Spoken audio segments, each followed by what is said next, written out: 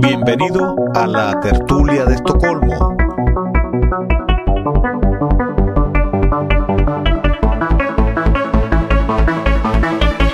Donde hablamos de lo humano y lo divino.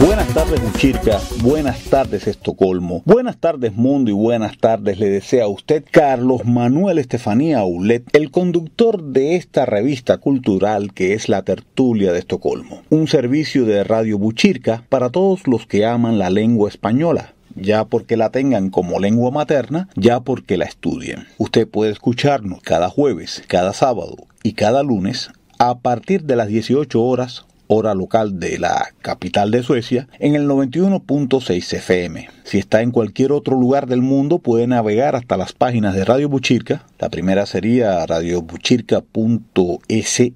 Este nombre de Buchirca, si se escribe en sueco, se escribe con una K y una Y. O sea, usted diría radiobotkirka.se y Radio Botkirka, Radio Buchirca como se leería, o Radio Buchirca como se leería, si lo leyéramos en sueco, .com. Si quiere comunicarse con nosotros, puede escribirnos al mail latertuliadeestocolmo@gmail.com. Serán muy bien recibidos los comentarios que usted nos haga llegar, incluso cualquier archivo de voz con alguna valoración, algún aporte, alguna crítica, alguna idea, alguna disidencia que tenga con nosotros. Sabe que este es un programa interactivo. Lo único que nunca retransmitiríamos sería una llamada a la violencia o un insulto improcedente, pero mientras se trate de ideas bien fundamentadas y mientras se hable con respeto, todas las opiniones son bien recibidas en la Tertulia de Estocolmo. También puede buscarnos en la plataforma de iVoox. Hemos creado un canal que se titula La Tertulia de Estocolmo, donde con cierto retardo vamos colgando los programas que se van emitiendo. Pero ya hay una buena cantidad de ellos ahí y yo le recomiendo que vaya y los disfrute. Donde hablamos de lo humano y lo divino.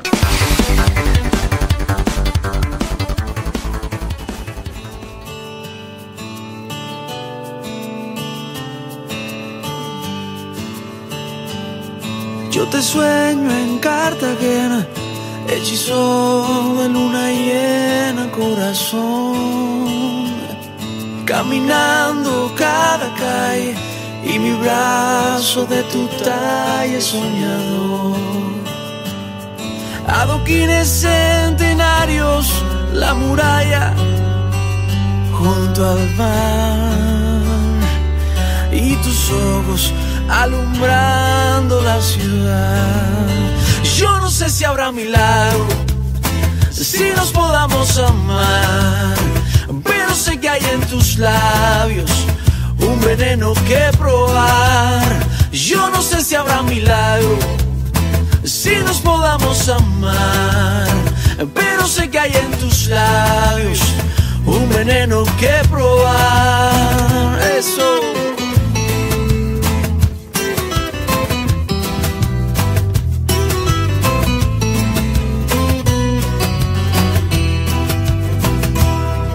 Yo te sueño en Cartagena, hechizo de luna llena, corazón,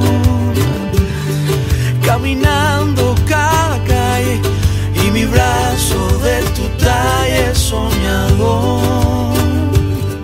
Adoquines centenarios, la muralla junto al mar y tus ojos alumbrando la ciudad. Yo no sé si habrá milagro, si nos podamos amar, pero sé que hay en tus labios un veneno que probar. Yo no sé si habrá milagro, si nos podamos amar, pero sé que hay en tus labios veneno que probar. Na na na na na na na. Na na na na na na na. Na na na na na na na. Na na na na na na. Na na na na na na na. Na na na na na na. Na na na na na. Yo te sueño en Cartagena, hechizo de luna llena, corazón. Acabamos de escuchar una canción dedicada a Cartagena, en España, interpretada por el cubano Will Plus, compuesta por este mismo cantante con el apoyo del periodista Juan Manuel Cao. Traigo esta bella canción porque Cartagena va a ser un elemento esencial en esta tertulia de Estocolmo. Siempre hemos querido profundizar en nuestra historia, y cuando hablo de nuestra historia, hablo de la historia del mundo iberoamericano. Una historia fragmentada que los Estados-nación han tratado de ocultar a sus pueblos. Hay un detalle que me pareció muy interesante el día que lo descubrí, dentro de esta gran historia. Y es el hecho de que esta Cartagena un día pidiese la independencia de España, pero también ser incluida en los Estados Unidos. Fue allá por el año 1873, en plena guerra de Cuba, cuando España se vio azotada por la sublevación o la fragmentación de lo que se han dado en llamar los cantones. Hoy vamos a tratar de este tema y lo vamos a hacer de la mano de un especialista que amablemente nos ha hecho llegar una conferencia impartida el año pasado sobre este asunto. Me refiero al historiador y pedagogo español Cesario Jarabo, autor del libro El cantonalismo, preludio de las autonomías, libro que alcanza una gran actualidad con el movimiento separatista desatado en Cataluña. Creo que debemos estudiar este fenómeno porque sería la mejor manera de comprender los movimientos independentistas en el Nuevo Mundo. El cantonalismo no fue otra cosa que la continuidad de una estrategia de destrucción de este mundo iberoamericano fomentada desde el exterior.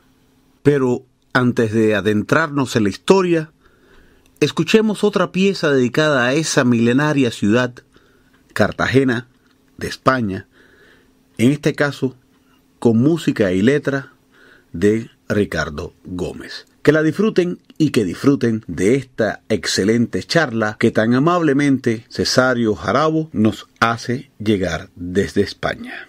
Siempre has sido una princesa, con castillos a la orilla del mar, el escenario de batallas, por quererte enamorar. Siempre he sido la más bella ciudad.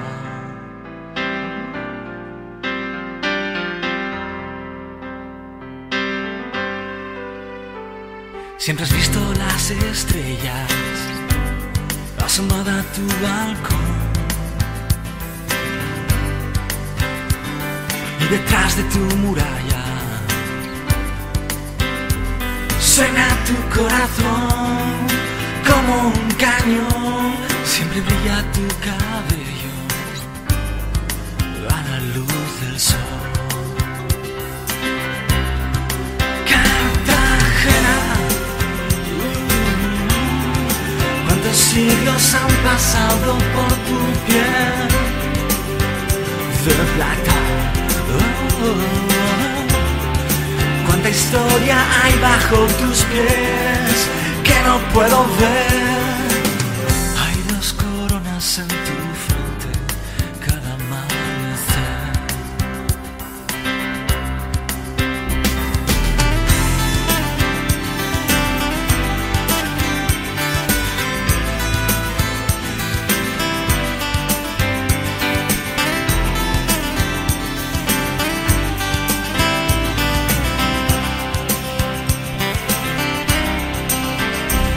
Siempre he sido una princesa, con castillos a la orilla del mar, el escenario de batallas, por quererte enamorar. Siempre calma tu lamento, la Virgen de la Caridad. ¿Cuántas veces te has caído y te has vuelto a levantar tú sola? ¿Cuántos héroes viste ir y volver con el alma rota? ¿Cuántas veces has tenido que llorar? Cartagena, ¿cuántos siglos han pasado por tu piel de plata? Cuánta historia hay bajo tus pies que no puedo ver. Hay dos coronas en tu frente cada amanecer. Hay dos coronas en tu frente al amanecer.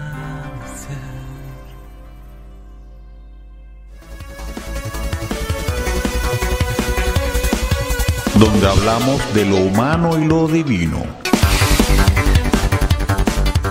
Ya ha venido y vendrá, espero varios años si Dios quiere, a hablar en Gerona. Es el amigo Cesario Jarabo Jordán, conquense de nacimiento, educado y formado en Barcelona y actualmente militante activo en Castellón de la Plana, con su emisora, con sus cosas, y hace también la guerra como puede, como nosotros. Ahí me parece que él no tiene ninguna asociación, está actuando solo, o sea, es francotirador. Aquí somos minoría, pero tú eres francotirador. Claro. Eso es para contar otra historia. Es otra historia, bueno. Eres lobo solitario. Yo apenas aquí somos pocos, pero eres solitario. Bueno, igual. Bromas aparte, el amigo Jarabo es pedagogo, pero es amigo de la historia, estaba trabajando mucho en la banca, ha escrito aquel libro de El Quijote, que ya se... El aprendiz de Quijote. Que ya lo tuvimos y lo presentamos aquí, si acordáis, que ya lo quiere, sí. Ha escrito este libro, que debe ser muy interesante, que es el primero de los insurgentes, que por lo visto se refiere, que no lo he leído, a un árabe converso al cristianismo que fue combatiente contra los musulmanes. Hoy hablaba con María Sandoval, que ya está de moda negar la invasión musulmana. Bueno, claro, todavía es la anarquía. Bueno, pues este es el libro que debe ser muy interesante porque yo no conocía a este personaje. Yo siempre, claro, el primer insurgente, he dicho, es Don Pelayo. No, es que este es el primer insurgente dentro de los musulmanes. Y después el libro que va a hablar la conferencia, que es El cantonalismo, preludio de las autonomías. Pero yo le he puesto más fuerte para darle un poco más de garra. Es el cantonalismo antecedente del separatismo. El problema de las autonomías suena muy académico y a mí me gusta darle un poco más de juego a la cosa. Dicho todo esto, creo que son mis palabras y creo que lo lógico es que escuchéis a Cesario Jarabo y después el turno de preguntas. Deciros simplemente que ya el 22 de febrero está ya previsto otra conferencia con otro viejo conocido, el viejo en el sentido de antiguo conocido, historiador de la historia, Fernando Fernández del Amo, que nos va a hablar de un tema muy interesante que yo recomiendo, que es el tema de Josep Pla y la entrada de las tropas nacionales en Gerona. ¿Por qué esa conferencia? Porque el 4 de febrero de 1969 entraron en Gerona, se dio el 8 o 9, la provincia, pero el 4 entraron en Gerona. Y entonces Josep Pla, y ya te dejo enseguida, y Josep Pla, para eso te hemos pagado, ¿para qué pago? Para que cumplas. Josep Pla es un escritor, que es y además que muy irónico, muy ampulanés. Yo lo llegué a conocer. Además es curioso que uno de sus primos sea miembro de Fuerza Nueva, es otra historia que no tiene nada que ver. Pero bueno, sale el tema. Amigo de mi familia, materna y tal. Bien, José Pla era un hombre muy irónico, muy sarcástico, estuvo de cronista de la Segunda República en el Parlamento, y entonces ironiza, me imagino, y hace cosas satíricas y punzantes a la vez sobre lo que pasó en Gerona y cuando entraron las naciones de Gerona. Y fijaros, y acabo, porque es el tema, que José Pla ha sido un escritor marginado. Ha sido un escritor marginado, a pesar de no ser un facha, pero un malí liberal, un conservador liberal. Bueno, era un bohemio, vamos, pero no era un hombre ni un integrista, ni un fascista, ni un fascista, era eso. Pero un hombre que así, que como se sentía español y desde luego no estaba de acuerdo con lo de Companys y tal, y estuvo en Radio Roma y estaba en las radios nacionales, junto con Brunet, que por cierto era de Izquierda Republicana Catalana y pidió ayuda a Companys para que le salvara de la FAI. Y no le hicieron caso, tuvo que exilarse. Y su nieto, por cierto, ha sido alcalde de Izquierda Republicana en Castilla-Asturias. Esto lo digo porque digo al caso y lo digo, son anécdotas, porque la vida es un poco como cine de barco. Pero lo bueno es que Pla hace un análisis de este tipo y ha sido marginado. Ha sido marginado por todo el grupo catalanista porque no estaba dentro de la línea, que también le pasó esto a José María Gironella en otro sentido. Pero ahora no voy a entrarme en este tema, pero esa conferencia de Josep Pla ante las tropas nacionales es una cosa que recomiendo que se escuche, porque aunque sea para Gerona puede servir para toda Cataluña, digo por los amigos de Granollers, puede servir porque es un escritor catalán en general y denota un poco la antítesis y el antitópico de que todos los catalanes estábamos oprimidos como estaba con Companys. Y como yo le dije aquí, no hace muchos años, al hoy presidente de la Generalitat, cuando era alcalde, cuando yo le eché una bronca, aquí mismo, cuando quitó la bandera espanyola, le quitaron unos incontulats, pues jo l'he el mig i no contava nada, me dijo, bueno, es que la bandera española, pues ya independencia, un país amigo, y yo le dije, no se lo llegué a decir, ahora me equivoco, se lo quise decir, pero vino otro y me interrumpió la conversación, decir, bueno, al fin y al cabo tu familia, tus padres, los que estarían aplaudiendo la entrada de las tropas nacionales en Gerona y seguramente escucharía la radio nacional. No se lo llegué a decir, porque ahora recuerdo que me interrumpió alguien, pero lo que le dije, eso sí, le metí el mitin por la bandera.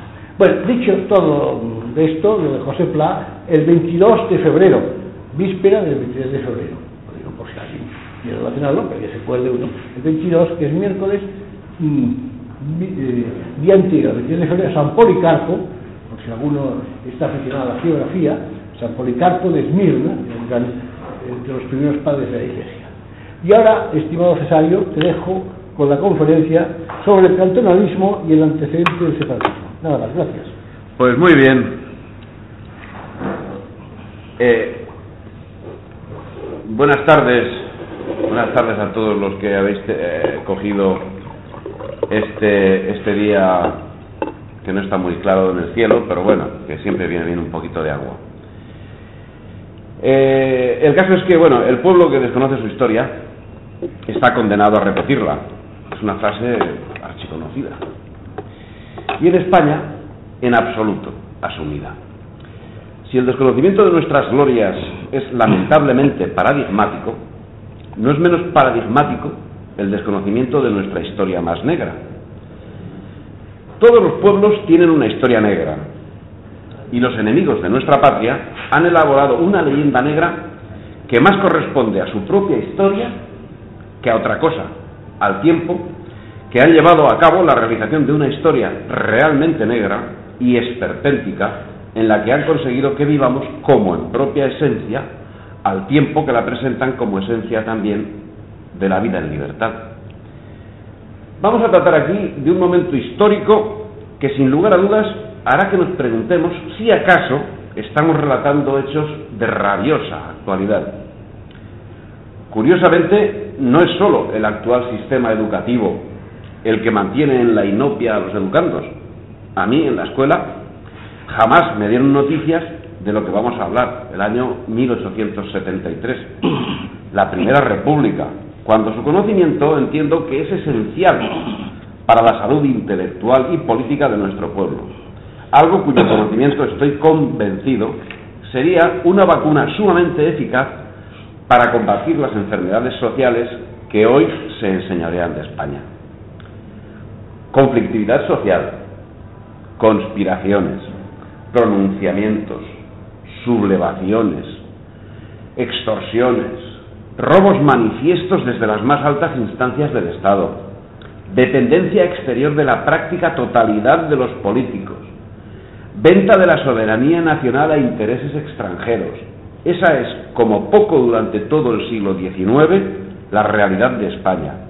Y el movimiento cantonalista no es más que una parte de la tramoya, quizá ni tan siquiera la más importante, a pesar de todo lo que vamos a contar.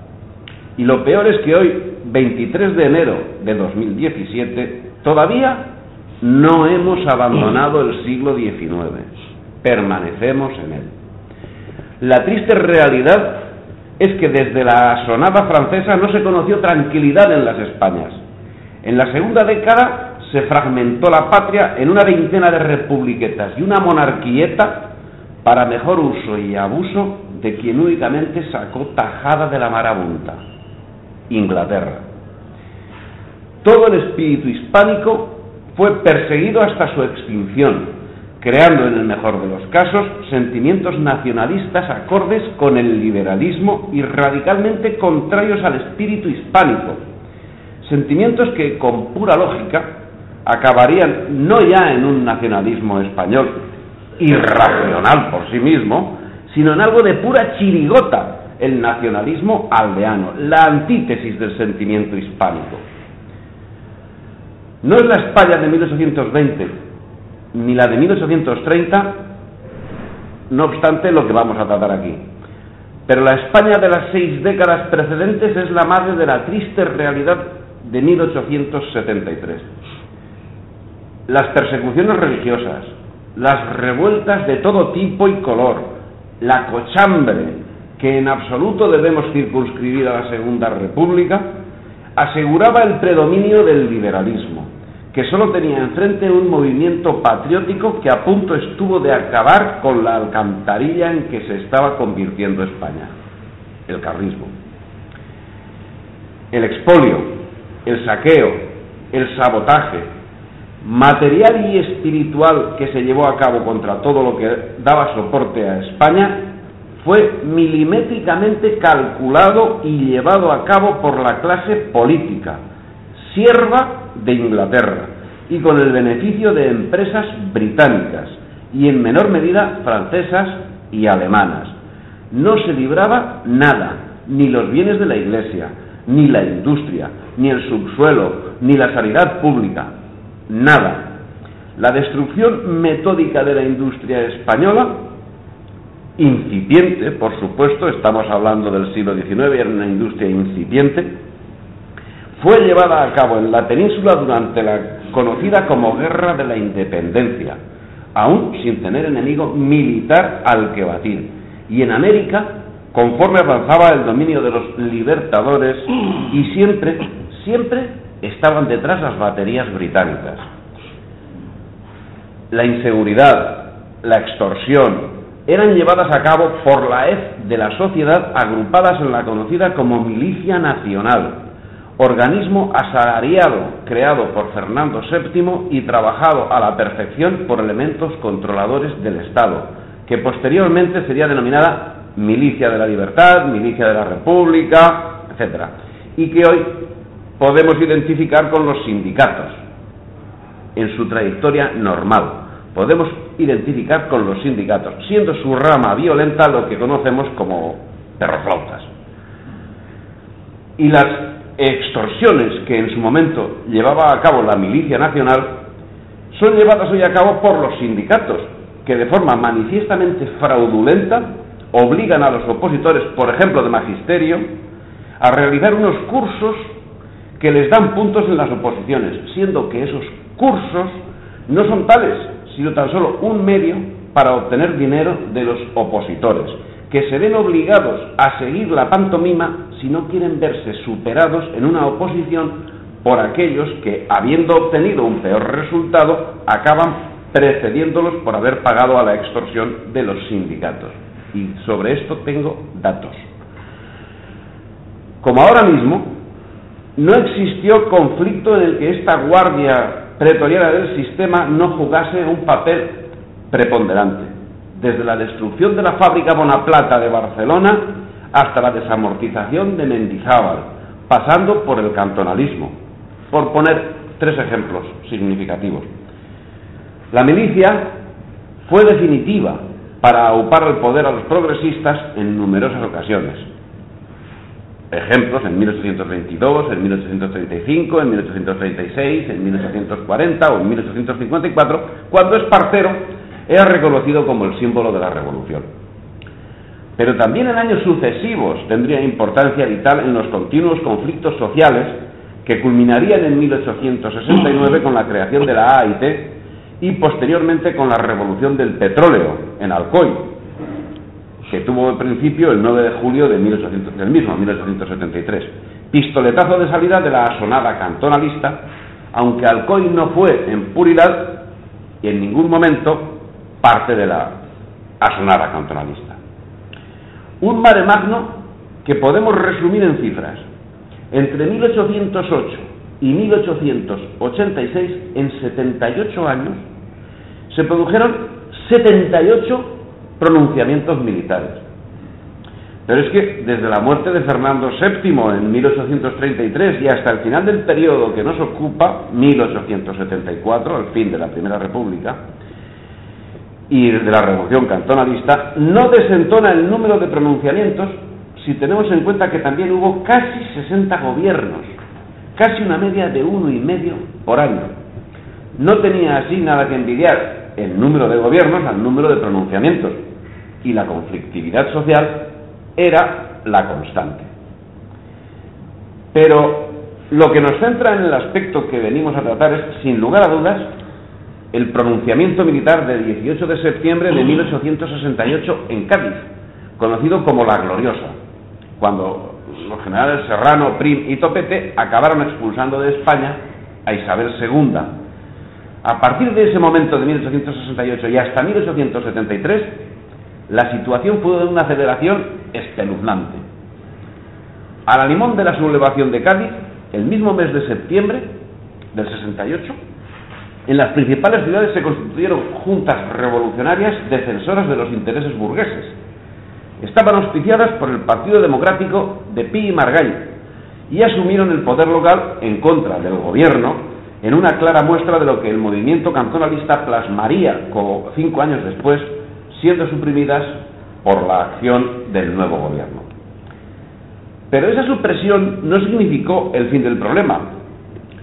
Prim, como presidente, bajo la regencia de Serrano, tuvo que hacer frente a una sucesión de movimientos revolucionarios, a la aprobación de una constitución y contra la idea primera que hizo marginar al cofinanciador de la sublevación y perpetuo conspirador Antonio de Orleans, duque de Montpensier, suegro de Alfonso XII, a la búsqueda de un nuevo rey, que acabaría siendo Amadeo de Saboya, a quien Prim no venía nunca coronado, ya que fue asesinado Prim el 27 de diciembre de 1870, cuando Amadeo se encontraba embarcado desde Italia, acudiendo a ocupar el trono de España.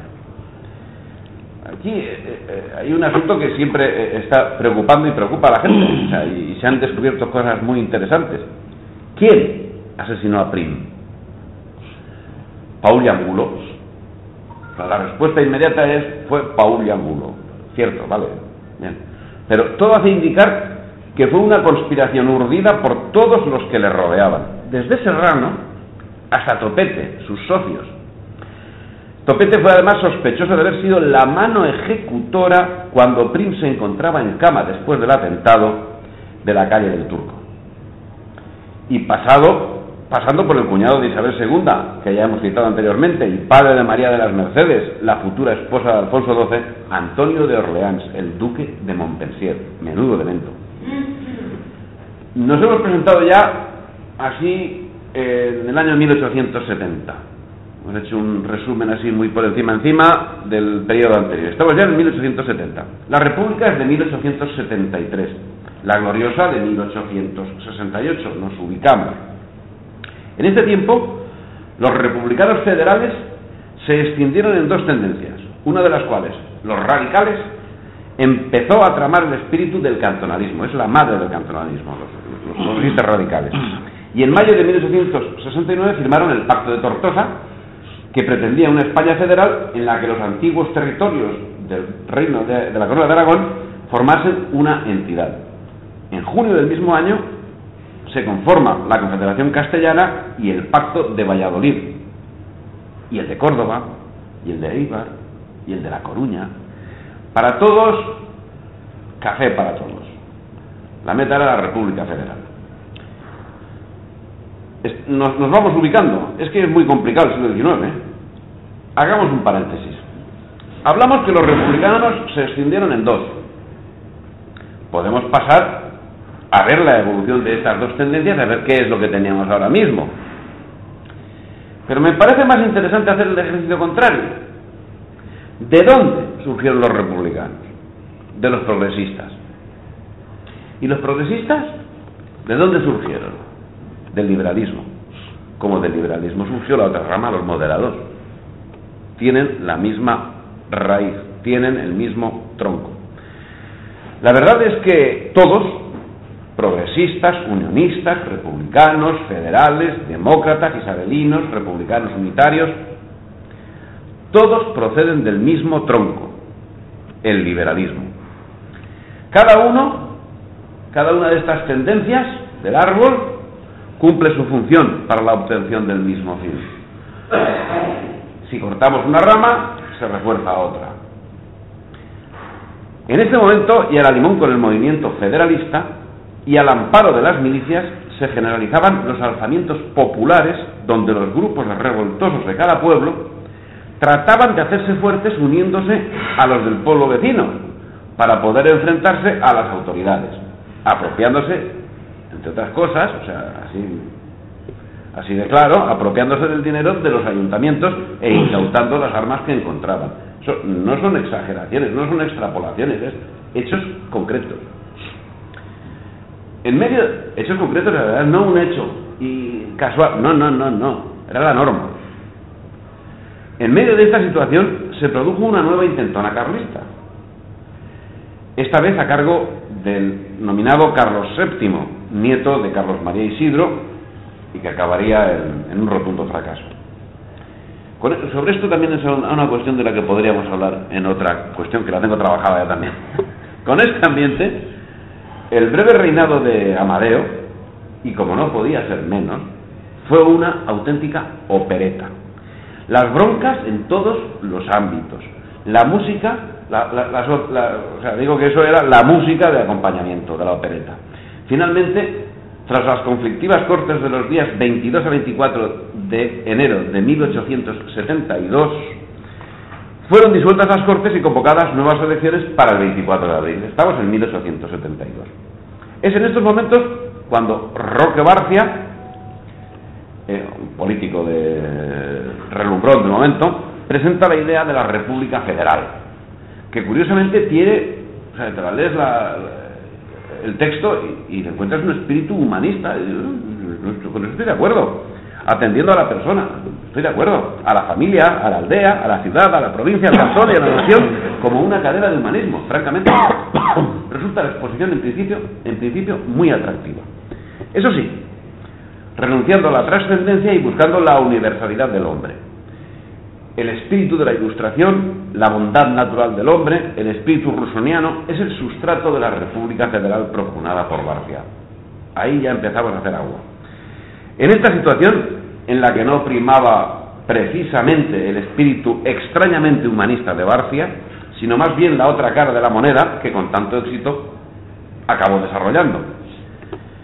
En ese, como digo, Amadeo de Saboya presentó su dimisión como rey. Una mañana se levantó y iba a tomar café al bar de al lado, y cogió, y después de tomarse el café, pues el caso es que presentó su dimisión como rey y se refugió en la embajada de Italia, así de buenas a primeras. Caso inaudito, el 10 de febrero de 1873, dejando una situación social, política y militar de puro esperpento. Pero la máxima expresión del mismo, del esperpento, tardaría poquito en llegar. Tal fue la sorpresa que causó en todos la defección de Amadeo I, que corrió un bulo que aseguraba que su abandono había sido decidido no por él, sino por el Parlamento. Pero no, había sido él. Lo curioso o no tan curioso, dado el esperpento, es que la monarquía cayó y vino la república sin que nadie hiciese nada para que eso sucediera, ni para evitarlo. Sencillamente era tal la situación que todo parecía normal. Una cosa y su contraria. La locura alcanzaba todos los órganos y todos los partidos. Es el caso que ante la inesperada situación, el 11 de febrero, Pi y Margall presentaba en el Congreso de los Diputados una moción en la que se proclamaba la República, sin alaraca alguna, salvo las propias del Parlamento, que era un gallinero. Y sin ningún problema fue aprobada la proposición por 250 votos contra 32, una mayoría absoluta, vamos. Pero, disconformes los federalistas, organizaron comités revolucionarios en multitud de localidades. Empezaron a brotar follones por ahí, así. El mismo día fue proclamada la República, el mismo día que fue proclamada la República, ocuparon el Ayuntamiento de Barcelona, proclamando la República Social y el municipio comunista. Algo que se salía del metódico programa británico para la destrucción de España y que como consecuencia significaba una contrariedad en sus organizadores. O sea, las cosas las miren bien, y entonces eso se les desbarraba por ahí. Bueno, el caso es que al día siguiente era designado presidente Estanislao Figueras, que procedió a convocar cortes constituyentes. ¿Y cuál fue su forma de solucionar los problemas candentes, como era Cuba, la guerra carlista y la conflictividad social? Bueno, fue maravilloso. Promulgó una amnistía y suprimió las quintas. Unas medidas maravillosas. Pero los motines se sucedían. En Barcelona se proclamó el Estado catalán el 8 de marzo, tras haberse disuelto el ejército a consecuencia de un motín acaecido el día 21. Esta situación ocasionó la dimisión del gobierno, y que no lo hizo sin indicar que, reconociendo que todo lo que hemos dicho, pues bueno, esas circunstancias, aunque extrañas, no eran graves. Ante esta falta de gravedad, se eligió un nuevo gobierno en el que continuaba Figueras, Castelar, Pi y Salmerón, que, atendiendo a las exigencias separatistas, decidió disolver el ejército de Cataluña, al tiempo que Estanislao Figueras se trasladaba a Barcelona y evitó la proclamación definitiva del Estado catalán. Bien, con la satisfacción de haber resuelto el problema en Barcelona, la tranquilidad se instauró durante todo un mes. Todo un mes de tranquilidad es una barbaridad. Todo un éxito, que acabó en fracaso cuando a finales de abril se atajó una sublevación en Madrid.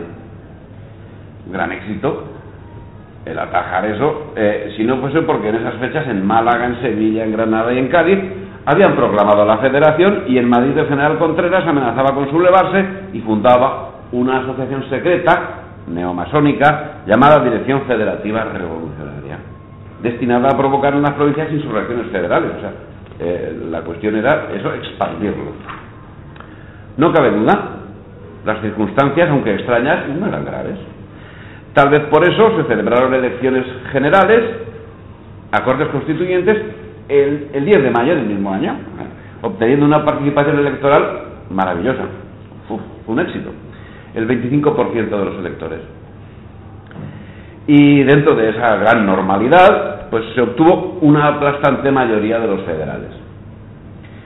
Siguiendo con esa normalidad, el diputado Gálvez Arce, en contacto con Roque Barcia, el 29 de mayo, gestionó la insubordinación de las fragatas Victoria y Almansa, surtas en Cartagena, obteniendo en esta ocasión un estrepitoso fracaso gracias a la acción de la oficialidad. Es que sencillamente se habían adelantado, por poquito, pero se habían adelantado. Y es que 2 días después de la intentona de Cartagena, las Cortes proclamaron la República Federal y se constituyó una comisión de parlamentarios presidida por Castelar, cuya misión sería elaborar un proyecto de Constitución Republicana Federal, que fue aprobada 2 días más tarde. Admirable rapidez, O sea, 2 días para redactar y aprobar una Constitución, un auténtico genio.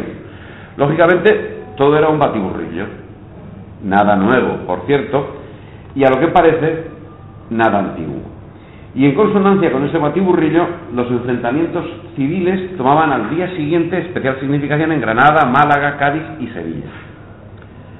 En esta situación de absoluta normalidad, según el gobierno, el 11 de junio, en reunión del gabinete, el presidente Figueras, harto ya de la situación, espetó: «Senyors, estic fins als collons de tots nosaltres», y se marchó. La siguiente noticia del presidente fue un telegrama que envió desde París indicando que se encontraba bien. ¿Era Figueras el único honesto? Tonto como los demás, pero honesto. En total normalidad democrática fue nombrado presidente Francisco Pi y Margall, que sustituyó a Figueras. Ahora, tal vez, desaparecida quizá la única actitud honesta, solo quedaba tontería. Quizá por eso dio lugar a que el gracejo popular apellidase el nuevo gobierno como el de los pájaros. Sí, y es que tenía gracia, el asunto tenía gracia. El conjunto de los apellidos de varios de los ministros, que eran Pi, Chao, Sorní y Tutao. El gobierno de los pájaros, fue conocido como el gobierno de los pájaros. Si el pueblo español dedicase su perspectiva para otras cosas, su perspicacia para otras cosas, tal vez no tendríamos necesidad de hablar de esto ahora. Pero no es así. La acción de Barcia y de Gálvez se había visto truncada el 29 de mayo, como habíamos visto. Pero el 4 de julio comenzó a tomar cuerpo la revuelta cantonal de Cartagena, donde los voluntarios de la República ya no se llamaban voluntarios nacionales ni voluntarios municipales, se llamaban voluntarios de la República. Pero eran los mismos, tomaron las defensas de la ciudad, desde donde presionaron para que la revuelta tomase también cariz político. Estamos situados. Paralelamente, el 7 de julio se iniciaban los conflictos de Alcoy, conocidos como la revuelta del petróleo. El 9, es que cito porque eso fue estamos hablando de un periodo muy corto, o sea, estamos hablando de día a día prácticamente, y aunque es costoso el tema de las fechas, pero es que son sucesivas, y lo hago pues para remarcar que la cosa iba encadenadísima. El 9, los huelguistas se hicieron con el poder municipal, cometiendo todo tipo de excesos y ocasionando que fuese el ejército quien tomase cartas en el asunto, acabando con la revuelta el día 13. Entre el ejército y los... mientras tanto se le llevaba una cuanta gente por delante. Al socalle de la insurrección de Alcoy prosperó el día 12, no el día 9, el día 12, la iniciada en Cartagena el día 4 anterior, dando pie a que se extendiese por muchas zonas de las regiones de Valencia, Murcia y Andalucía, así como las provincias de Salamanca y de Toledo, lugares, todos ellos, en los que se llegaron a articular cantones independientes. En estos momentos las partidas carlistas también estaban en acción y ganaban terreno en el norte y ocupaban Villarreal, Chelva, Sagunto, Morella y obtenían un gran triunfo en la Ortega de Játiva. Bien, la intensidad del movimiento cantonal fue muy notable, si bien la vida de los cantones fue por lo general breve, muy breve, habiendo durado algunos de ellos horas, siendo que de otros no he podido localizar ni tan siquiera la fecha en que fueron constituidos. Se sabe que existieron, pero no hay ningún registro de qué fecha se constituyeron y dejaron de existir. Probablemente también duraron horas o minutos, pero se constituyeron. Tal es el caso, por ejemplo, de Camuñas en Toledo y el de muchos otros. Hablamos de decenas, o sea, de decenas que se pierden, no encuentran datos.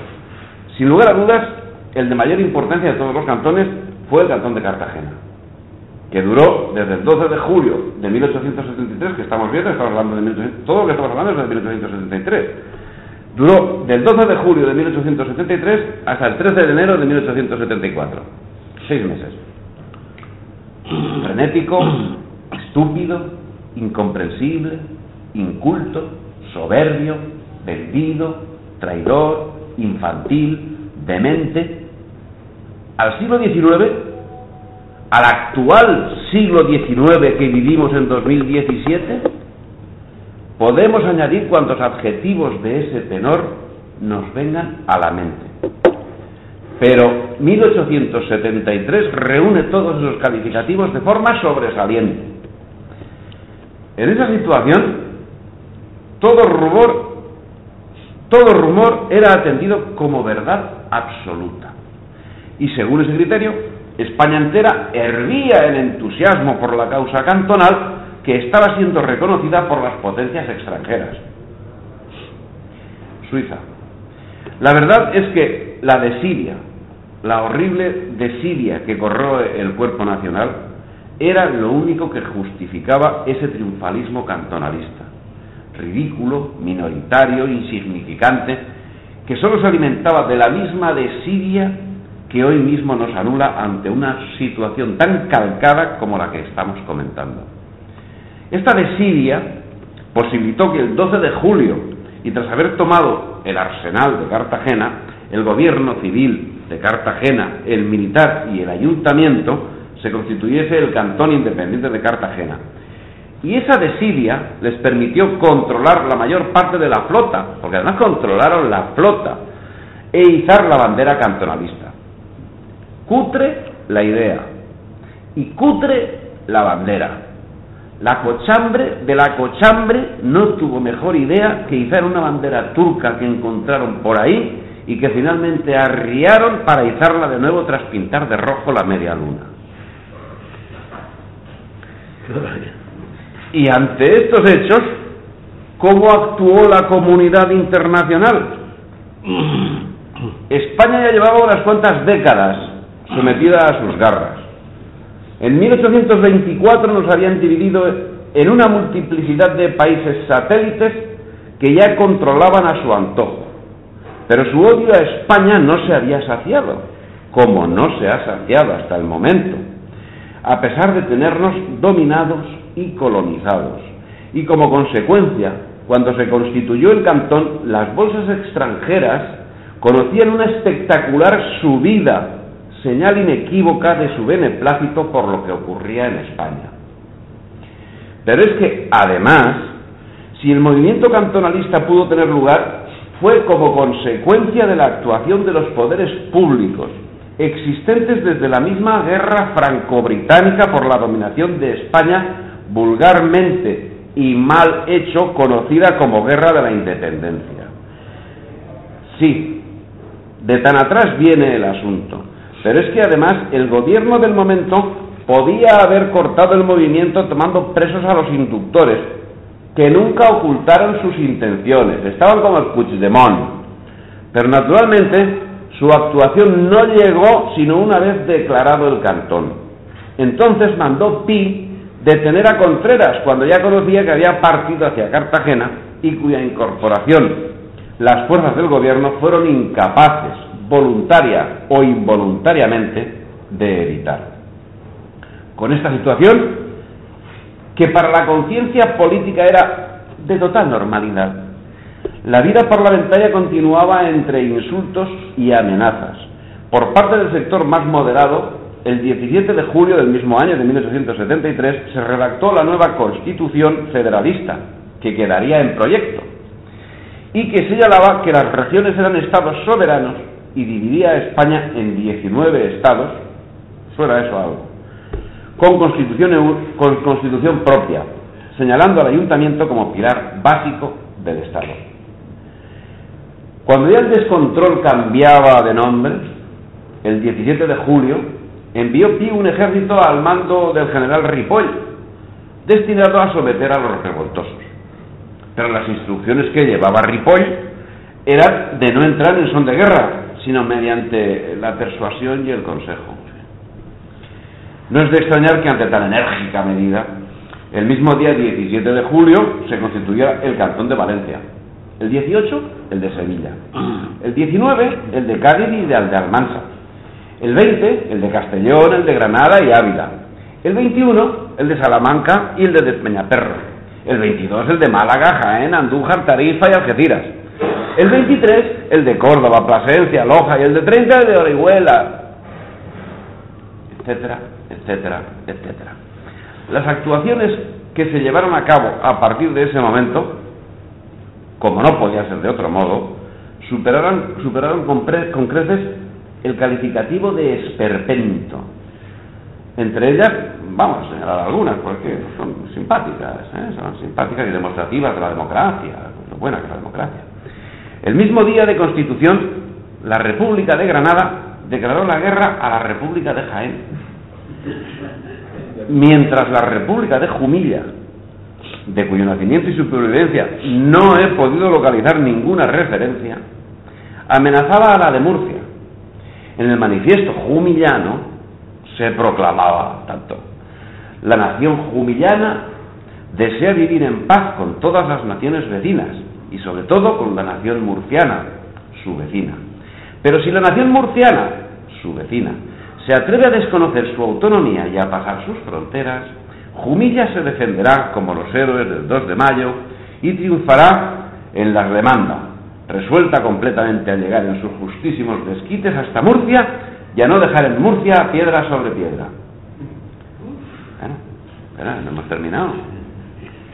Proclamado el cantón de Castellón, cortaron las comunicaciones con el cantón de Valencia. Castellón y Valencia siempre se han llevado mal, por considerarlo rival suyo. A pesar de lo cual, 5 días después, y cuando hacía acto de presencia el brigadier Villacampa, González Chermá, presidente del cantón, huyó a Valencia. El cantón, suena de risa, ¿verdad? Pues auténtico, españolar. El cantón de Granada redactó una constitución en la que se señalaba: primero, imponer una contribución de 100.000 duros contra los ricos. Segundo, derribar todas las iglesias. Tercero, establecer una fábrica de moneda. Cuarto, cuidado, la fábrica de moneda, las pecas solamente las hacían en tiempo atrás, o sea, los reyes los reyes buenos, no las hacía cualquiera. Cuarta, incautarse de la administración de Hacienda y de todos los bienes del Estado. Y quinta, dejar cesantes a todos los magistrados de la audiencia. El comité del cantón se declaró soberano y única autoridad de la provincia, pero municipios como Baza y Loja no lo aceptaron. Sí. Acto seguido, el comité de salud o gobierno del cantón declaró la guerra a la República de Jaén por un desacuerdo en el asunto de fronteras entre sus respectivas naciones. Bueno, cuidado, eso es de cachondeo, pero es que realmente hubo cosas muy serias, O sea, eso fue una broma, pero es que hicieron cosas muy serias, en el transcurso de estas peleas de gallos. Así, el 30 de agosto, las fragatas Almansa y Victoria, controladas por el cantón de Cartagena, se presentaron ante Málaga, amenazando con el bombardeo si no se plegaban a sus exigencias. El bombardeo no se llevó a efecto, gracias a la intervención del buque prusiano Federico Carlos, que se quedó como rehén a Contreras, al jefe del cantón, mientras en Cartagena se organizaban tropas voluntarias con ánimo de ir a rescatarlo. El de Sevilla, que tuvo una duración de 14 días, el cantón duró 14 días, vio cómo Utrera se independizaba del cantón. En esos 14 días tuvo hasta una guerra de independencia y protagonizó un enfrentamiento que se saldó con 300 muertos y con la victoria de Utrera sobre Sevilla. No es de broma, Entre tanto, la flota cantonal realizaba expediciones de manifiesto pirático, por lo que el día 23 fueron declarados piratas por el gobierno de la República los buques cartageneros, lo que propició que la armada prusiana interceptase al vigilante y tomase presa a la tripulación. ¿Y qué sucedió? Pues que el cantón de Cartagena le declaró la guerra a Prusia.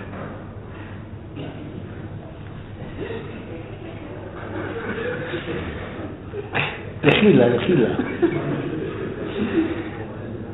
El 29 de julio de 1870, terminó año, claro, las fragatas Victoria y Almansa fondearon en las aguas de Almería, conminando a la población a entregar 100.000 duros, el tabaco existente, y exigiendo también la evacuación de las tropas, ante cuya negativa fue bombardeada la ciudad al día siguiente por espacio de 1 hora.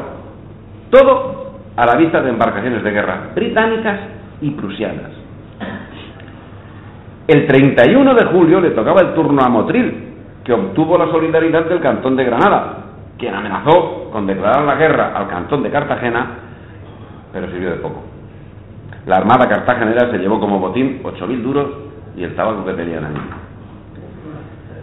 Tras estas acciones gloriosas, el 3 de agosto, las fragatas Almansa y Victoria entraron en Cartagena, pero sin bandera y custodiadas por 3 buques, un inglés, un prusiano y un francés. Fueron apresadas después de haber bombardeado Málaga y Almería, llevando como rehén al ciudadano Contreras. En Cartagena daban por sentado que la pérdida de los 3 buques la tenían hecha, pero no fue así.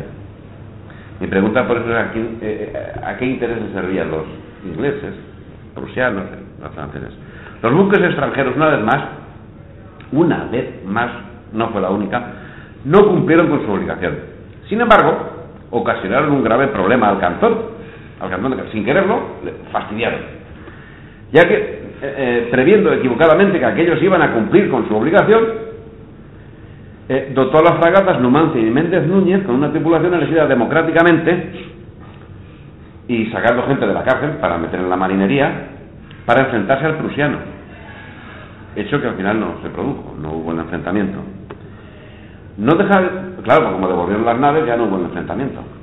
No deja de llamar la atención la postura adoptada por los gobiernos europeos que, encontrándose con buques de guerra sin bandera reconocida, emitían comunicados como el emanado el 9 de agosto desde el Federico Carlos, que decía: contestando a la comunicación que les ha sido presentada hoy por la delegación que al efecto vino de Cartagena, el comodoro Werner, comandante del buque imperial Federico Carlos, y el honorable Ward, capitán del buque Suifesure de Su Majestad Británica, hacen saber, al tanto, que no siendo hostiles a ninguno de los 2 partidos contendientes, sus relaciones son idénticas con el gobierno de Madrid y con el de Cartagena. Mientras, los carlistas redoblaban sus acciones en el norte y se hacían dueños de toda Cataluña. Henchidos de confianza, el 9 de agosto, Contreras comandó un enfrentamiento con las tropas del general Martínez Campos. Contreras, aliado de Cartagena, se enfrentó a Martínez Campos, que lo derrotó en la batalla de Chinchilla el 10 de septiembre, o sea, esto estaba cantado. Esa batalla fue el principio del fin del cantón, que comenzaba a sufrir una epidemia de enfermedades venéreas y las gentes comenzaban a vivir de la caridad. Pero la juerga no se había terminado y el 16 de septiembre los cantonales, naturalmente custodiados por la Armada Británica, que vigilaba que las acciones no perjudicasen a los británicos, tomaron Águilas, de donde se llevaron rehenes y 20.000 duros. Un aperitivo para lo que vendría el día 26 de septiembre, cuando la Armada Cantonal, custodiada por 13 buques extranjeros, 8 ingleses, 4 franceses y 1 prusiano, amenazaba a Alicante. Los cartageneros pidieron permiso a los ingleses, pidieron permiso a los ingleses para llevar a cabo el bombardeo de la ciudad, que tendría lugar finalmente el 27 durante 6 horas. Se lanzaron 186 proyectiles de 300 libras, siendo respondidos con 179 cañonazos. Las labores de colaboración extranjera con los cantonales tuvieron otros aspectos, como ayudar a romper el bloqueo sobre Cartagena, que lo ejercía la Armada Republicana. Tras la hazaña de Alicante, el objetivo era Valencia. Esto es como veis, es un relato en fin, es que no me sale calificativo. El objetivo fue Valencia después. El 18 de octubre, en su singladura para este objetivo, la Armada Cantonal era escoltada por 3 buques ingleses, 1 francés y 1 italiano, que nada pudieron hacer cuando la impericia marinera de sus dotaciones, de las dotaciones de los barcos cartageneros, provocó la colisión de la nave capitana, la Numancia, que transportaba a todas las jerarquías cantonales, se desplazaban todas, con el Fernando el Católico, rebautizado despertador del cantón, que acabó yéndose a pique y produciendo gran mortandad entre la marinería. No sabían llevar los barcos y chocaron allí mismo y se hundió el Fernando el Católico. El incidente, como todo lo acontecido en España desde 1808 y hasta ahora mismo, fue considerado sin importancia. Y así termina nuestra tertulia. Que pase una buena noche.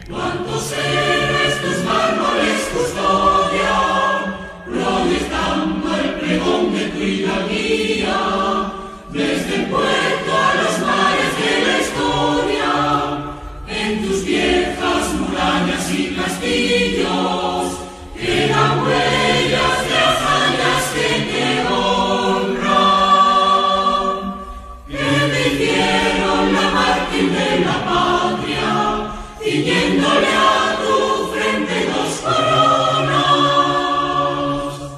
Cartagena, querida Cartagena, qué delirio de gloria tu delirio, de grandeza, de historia tu grandeza, qué destino de reina tu destino, de muy noble, leal y siempre heroica, el blasón legendario has merecido, y la banda de firme capitana, de los puertos y mares conocidos.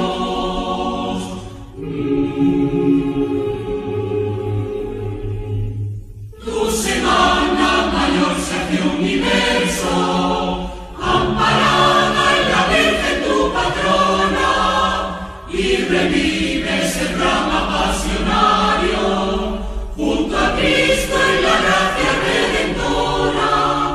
Caridad es el timbre de tu escudo, que figura en las piedras de tus obras. En tus plazas fundido en cada bronce y ungido en cada letra de tu historia.